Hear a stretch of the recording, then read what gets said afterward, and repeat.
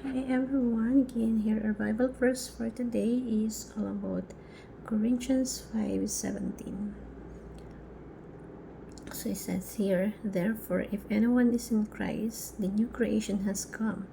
The old has gone and the new is here. So in Christ means union with Christ.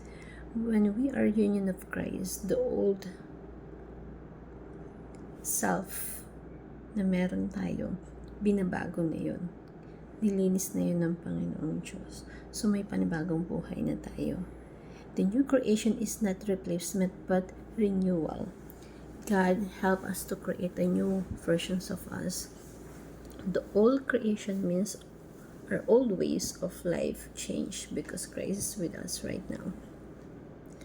So, kung yun dati, meron kang ginagawang mga bagay na hindi maganda this time, so you choose to be a new person with you. So, kalimutan mo na yung bagong ikaw. So, when you are with Christ, binabago na yung buhay mo.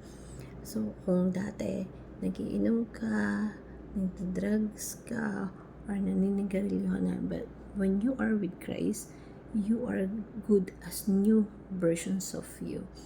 Na siya mismo yung nagbago sa'yo. Kasi yung mga old ways mo, hindi mo na kailangan gawin. So, we have to discover the importance of union with Christ. Because when you are with Christ, kumbaga, yung mga tao, dapat when they see you, they see Christ in you. And be a foretaste of heaven. When you say foretaste of heaven, when you represent God, galaw mo pa lang, salita mo pa lang, they see that God is, you are the representation.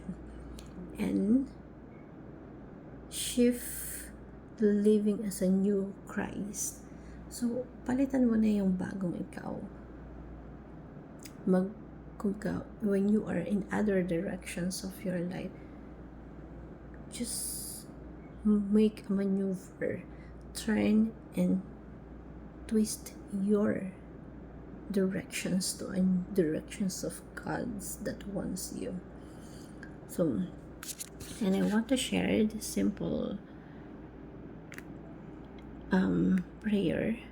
Lord, thank you for the privilege of being Christ's ambassador here on earth.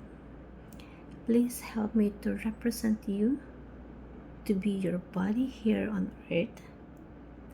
May my life be a foretaste of heaven, your deposits of your promise of redemption. Forgive me whatever I fail to live out your name. Please let your grace enable me to live. In Jesus' name, amen. Thank you everyone and God bless.